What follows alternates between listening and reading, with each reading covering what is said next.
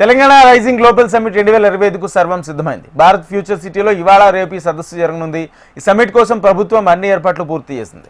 పారిశ్రామికవేత్తలు, ఆర్థిక నిపుణులు, గ్లోబల్ గ్రహీతలకు ఆతిథ్యం ఇచ్చేందుకు హైదరాబాద్ ముస్తాబైంది.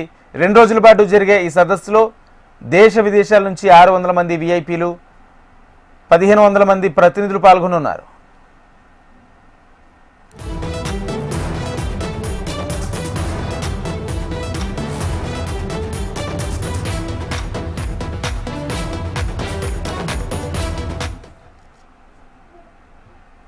ఇవాళ మధ్యాహ్నం 1:30కు భారత్ ఫ్యూచర్ సిటీలో గవర్నర్ జిష్ణుదేవ్ వర్మ గ్లోబల్ సమ్మిట్ను ప్రారంభించనున్నారు.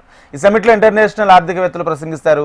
మొదటి రోజు నోబెల్ పురస్కార గ్రహీతలు Abhijit Banerjee, Kailash Satyarthi, director of Trump media and technology group నుంచి ఎరిక్ స్వీడర్ ప్రసంగిస్తారు. వీరితో పాటు తెలంగాణ ఐటీ మంత్రి Sridhar Babu, deputy CM Bhatti Vikramarka, Karnataka deputy CM DK Shivakumar, Biocon chairperson Kiran Mazumdar Shaw, కేంద్ర మంత్రి కిషన్ రెడ్డి ప్రసంగించనున్నారు.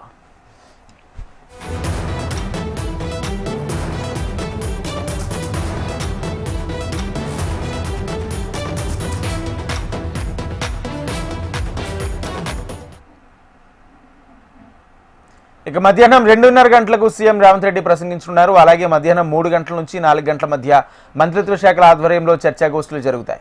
రేపు ఉదయం 9 గంటలకు మళ్లీ చర్చాగోష్ఠులు తిరిగి ప్రారంభమవుతాయి.